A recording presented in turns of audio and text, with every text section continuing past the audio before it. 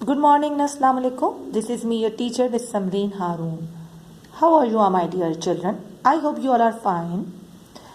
My dear children, today I am going to read and explain a new chapter. So, our new chapter name is Our Environment. Our Environment. So, please take out the book and open the page number 41. Okay. So, before starting the chapter, I want to tell you environment. So environment कहते हैं माहौल को and the environment is everything around us all are surrounding including the air water soil plant and animals make up environment. जो भी हमारे इर्द गिर्द लोग होते हैं, जो भी चीज़ें होती हैं, सब चीज़ें वो उन सब को मिला के हमारा क्या बनता है, इन्वायरमेंट। इन्वायरमेंट में शामिल हो सकते हैं आपकी एयर मतलब हवा, सॉइल मिट्टी, वाटर पानी, प्लांट्स पौधे, एनिमल्स मीन जानवर। ये तमाम लोग, इन सबको मिलाकर एक क्या बनता है, इन्वायरमेंट बनता है। Plants and animal even human being need a healthy environment to survive. Plants और एनिमल और इवन के हम ह्यूमन बीइंग्स, हम इंसानों को भी जिंदा रहने के लिए, सर्वाइव करने के लिए एक हेल्दी इन्वायरमेंट की नीड होती है। अगर हमें हेल्दी इन्वायरमेंट मिलेगा तो हम बहुत अच्छे से रह सकते हैं। Now let's start the chapter. So our chapter name is our environment. Plant more trees and shrubs.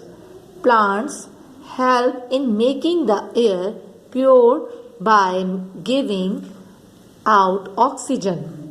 Plant soak rain water. Plant जो मुश्तमिल होते हैं ट्रीज और शर्ब्स, शर्ब्स कहते हैं झाड़ियों पर मुश्तमिल होते हैं। प्लांट्स बहुत तरह के होते हैं और प्लांट जो है हमारी एयर को साफ सुथरा करते हैं, उनको क्लीन करते हैं, प्योर करते हैं, क्योंकि और हमें ऑक्सीजन प्रोवाइड करते हैं। एंड प्लांट जो है वो जो बारिश का पानी है वो अपने अंदर भी जज्ब करते हैं, राइट। तो जैसा कि आपको पता है कि प्लांट्स जो हैं वो ऑक्सीजन प्रोवाइड करते हैं और कार्बन डाइऑक्साइड अपने अंदर लेते हैं। तो इससे जैसे कि आपको पता है हमारे इर्द गिर्द में हम लोग क्या और हम इंसान जो है वो कार्बन डाइऑक्साइड अपने मुंह से निकालते हैं और हम क्या लेते हैं, हम ऑक्सीजन लेते हैं। तो प्लांट जो होते हैं वो हमारे लिए बहुत फ़ायदेमंद होते हैं। हमारी जो हवा है, हमारी जो एयर है उसको साफ़ सुथरा करते हैं, क्योंकि आपको पता है कि हमारा जो इन्वायरमेंट है वो कितना पोल्यूटेड है, right. Always throw rubbish into a bin, keep our neighbourhood clean, right. जब भी हमेशा आप अपना कचरा, जो भी रबिश होता है, जो भी आपका गार्बेज है, जो भी कचरा है, वो हमेशा आप बिन में डालिए। बिन मतलब डस्टबिन में थ्रो करिए। ऐसा नहीं है कि जाते जाते आपने थ्रो करा और डस्टबिन और जो उसका कचरा है, जो भी है गंदगी, वो आपके डस्टबिन से बाहर जाए, नहीं, इट्स वेरी रॉन्ग। आपने जो भी कचरा है, जो भी रबिश चीज़ें हैं वो आपने थ्रो करनी है किधर, डस्टबिन के अंदर। और अपने इर्द गिर्द के माहौल को, अपने आसपास के माहौल को भी नीट क्लीन साफ सुथरा रखना है। Where does our rubbish go? हमारा कचरा कहाँ जाता है, ठीक है। तो अक्सर ये होता है, चलिए मैं अभी आकर डिटेल और बताती हूँ। Some of the garbage is burn. कुछ गार्बेज जो होता है, कुछ कचरा जो होता है वो जला दिया जाता है। देखिए सबसे पहले तो मैं आपको बताऊँ, स्वीपर आता है हमारे घरों से और हमारा कचरा लेके जाता है, राइट। तो जब वो कचरा लेके जाता है तो अक्सर क्या होता है, कचरे में से छांटी की जाती है, मतलब उसको सेपरेट किया जाता है, क्योंकि कचरा मुख्तलिफ तरह का होता है। जैसे कि हमारे घरों में कचरा होता है, कुछ सब्जी का होता है, कुछ पेपर्स का कचरा होता है, गार्बेज होता है, और कुछ जो होता है वो ग्लास हैं, टिन्स हैं और मेटल होता है। बहुत तरह के कचरा होता है ना जब हम डस्टबिन में डालते हैं तो, क्योंकि घर में हम बहुत सारी चीज़ें यूज़ करते हैं।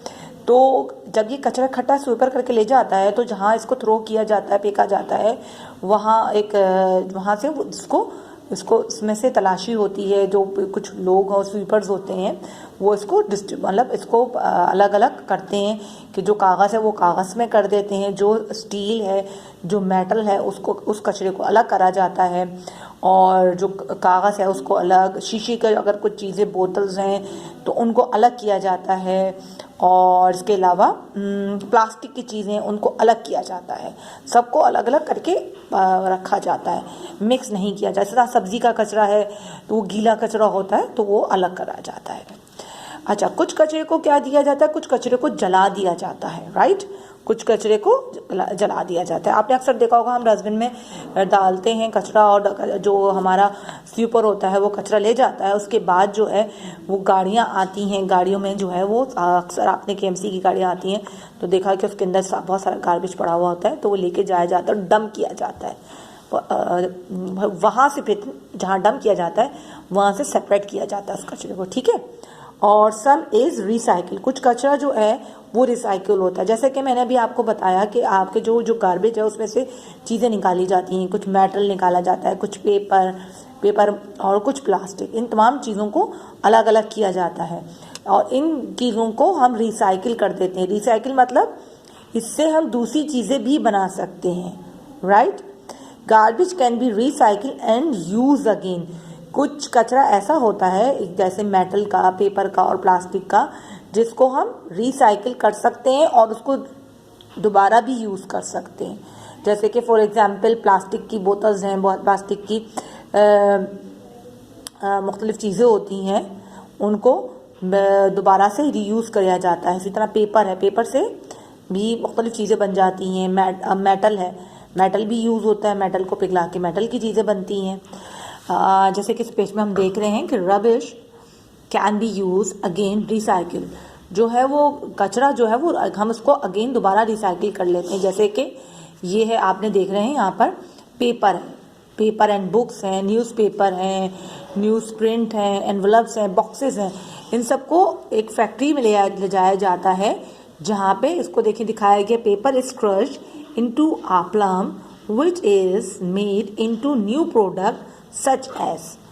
तो अगर हम कचरे में, जो भी गार्बेज में हम अपना जो भी किसी किस्म का कचरा थ्रो करते हैं तो उसको फैक्ट्रीज में ऐसी जगह पे ले जाया जाता है जहाँ पे उसको क्रश किया जाता है, पीस दिया जाता है और उनको दोबारा से न्यू प्रोडक्ट बनती है। जैसे कि उन्हीं से दोबारा बनेगी, आपकी बुक्स बनती हैं, कॉपीज़ बनती हैं, न्यूज़पेपर बनते हैं, बॉक्सेस बनते हैं, राइट। तो कचरे कागज़ से कागज़ ही की चीज़ें बनती हैं, राइट। अच्छा, glass is crushed and heat and put in mould to create new bottles.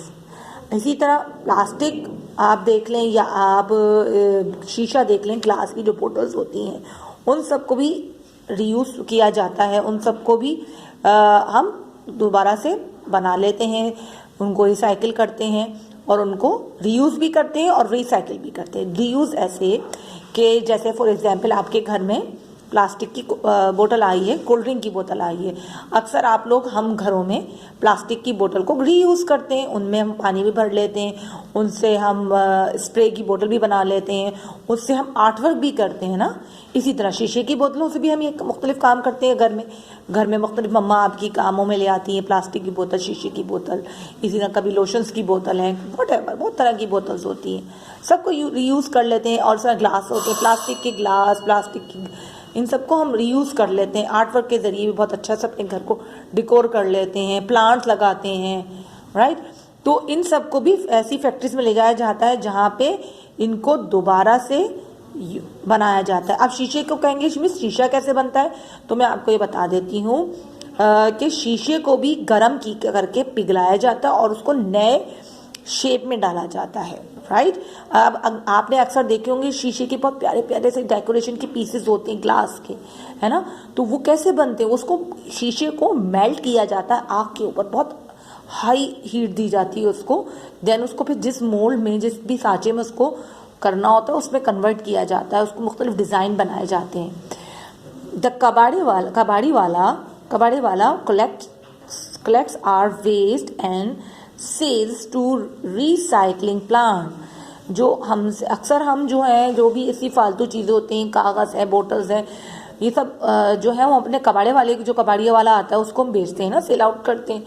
तो वो क्या करता है, वो हमसे मटेरियल लेके जाता है और रिसाइकिल प्लांट में जाके बेचते हैं हम लोग, वहाँ यूज़ होता है। वहाँ पे ये जैसा मैंने आपको दिखाया कि रिसाइकिल प्लांट है, यहाँ पे जाके देखिए कि इस कागज़ के इन गत्तों को, इन्हीं जो कागज़ का जो भी गार्बेज होता है उसको क्रश करके दोबारा से रीयूज़ किया जा रहा है। इसी तरह यहाँ पे भी दिखाया जा रहा है कि प्लास्टिक की बोतल और शीशे की बोतलों को भी कैसे रीयूज़ करते हैं ना। Our environment consists of all natural surroundings and changes man has made of live. Sorry बेटा, अगेन पढ़ते हैं हम। Our environment consists of all natural surroundings and changes man has made to live in this world. God created the universe. He created the earth. He created the sky, the mountains, seas, oceans, lakes, valleys, deserts, and plains. He also created many animals, birds, fish, minerals, plants, and human beings. Man has used many of these elements to live. Sometimes we have been careless and caused damage to the earth and its environment. Okay, जैसा कि आप जानते हो कि जो environment है जो अल्लाह ताला ने बनाया है, अल्लाह ताला ने दुनिया बनाई है, पूरा यूनिवर्स बनाया है और इसकी हर चीज़ अल्लाह ने बनाई है, चाहे वो माउंटेन हो, समंदर हो, बड़े आज़म्स हो, ओशंस हो या झीलें हो, पानी हो, हर चीज़ अल्लाह ताला ने बनाई है। हर एनिमल्स, इवन हमें भी अल्लाह ताला ने बनाया। ज़मीन के अंदर बहुत सारे मिनरल्स दिए, सब अल्लाह ही की तरफ से हैं। तो कभी कभार हम क्या करते हैं, हम इंसान जो है, ज़ाहिर है हम वी मेक मैनी मिस्टेक, हम बहुत सी मिस्टेक्स करते हैं लाइफ में। तो इंसान क्या करता है कि कुछ और इन्हीं चीज़ों को यूज़ करता है, जैसे कि पानी भी यूज़ करता है, प्लांट्स भी यूज़ करता है। लेकिन कभी कभी इंसान जो है वो अपने इन्वायरमेंट को वो अपने हाथों से ख़राब कर देता है। मतलब हम इंसान केयरलेस हो जाते हैं और हम इस इन्वायरमेंट को जिसमें हम रह रहे हैं उसी को हम अपने हाथों से तबाह कर रहे हैं। तो अब आप कहेंगे मिस हम कैसे तबाह कर रहे हैं, तो मैं अब आपको बताती हूँ कि हम अपने इन्वायरमेंट को खुद अपने हाथों से हम डैमेज कैसे कर रहे हैं। When we do not look after our surrounding, the environment becomes dirty. This is called pollution. Pollution is bad for people and also for birds and animals. जी, जब हम अपने सराउंडिंग को लुक नहीं करते, देखते नहीं है, देखभाल नहीं करते, तो क्या हो जाता है, हमारा इन्वायरमेंट जो होता है गंदा हो जाता है, डर्टी हो जाता है और वो कहलाता है पोल्यूशन, पोल्यूटेड इन्वायरमेंट कहलाता है। और पोल्यूशन क्या होती है, पोल्यूशन जो होती है जो हमारे इवन हम इंसानों के लिए, यहाँ तक कि बर्ड्स, एनिमल्स, सब के लिए बहुत नुकसानदेह। अब पोल्यूशन में बहुत सारी चीज़ें शामिल होती हैं। पोल्यूशन में ये भी शामिल होता है कि हम अपने घर के बाहर जो कचरा फेंकते हैं, हम वो भी शामिल होता है। हम गाड़ियों का पोल्यूशन है, गाड़ियों का, हॉर्नों का। जब अब ज़ाहिर है आपको पता है कि आबादी बढ़ गई है, लोग ज़्यादा हो गए हैं, तो जनाब क्या होता है कि अब हम रोड पे निकलते हैं तो कितना शोर होता है ट्रैफिक का, हॉर्न बज रहे और धुआं है, इतना स्मोकी वेदर हुआ होता है। तो ये सब क्या है, ये एनवायरनमेंट पोल्यूटेड हो गया, हमारा पोल्यूशन हो गई हर जगह जगह। और इस पोल्यूशन से क्या है, हमें बहुत सारे नुकसान उठाने पड़ रहे हैं। चले लेट्स सी, आगे पढ़ते हैं हम। Too many people move to the town and city, there are